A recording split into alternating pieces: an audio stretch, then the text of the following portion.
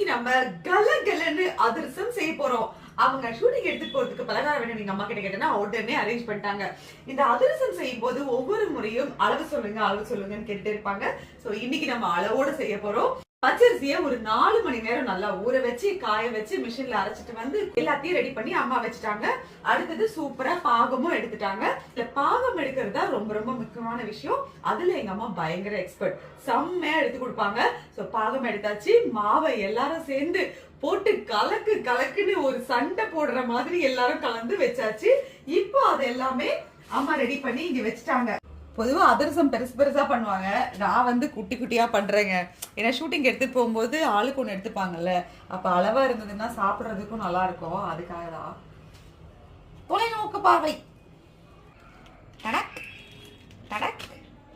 அவ்வளவுதான். இனி நான் சுட்டு எடுக்க வேண்டியதான் வேலை. இப்போதைக்கு தட்டியும் வச்சுட்டு இந்த அளவு செஞ்ச அதிரசத்தை அப்படியே போட்டு எடுக்க வேண்டியதா.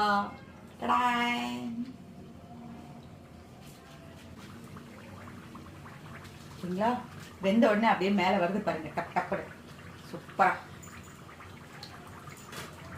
இப்போ இந்த அதிரசத்தை சுட்டு எடுத்துட்டு வந்து அப்படியே இது மேல வச்சு இதால இப்படி பிரஸ் பண்ணணுங்க.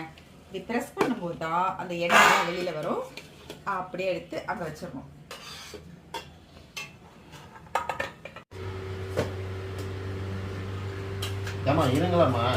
அப்படி எல்லாம் இருக்க முடியாது தம்பி, இங்க காஞ்சு போயிடும். நிறைய அதிரசம் செஞ்சு முடிச்சாச்சு. அப்பப்போ மோகிய வந்து எனக்கு ஹெல்ப் பண்ணிட்டே இருந்தாங்க. முக்கியமா இந்த அளவு இன்னொரு தடவை சொல்லிடுறேன். 1.5 கிலோ பச்சரிசிக்கு 1 கிலோ வெல்லம், அதுவும் நல்ல மாவு அரிசியா வாங்கிக்கணுமா. ரேஷன் அரிசியா இருந்தா ரொம்ப நல்லா இருக்கும்னு அம்மா சொன்னாங்க.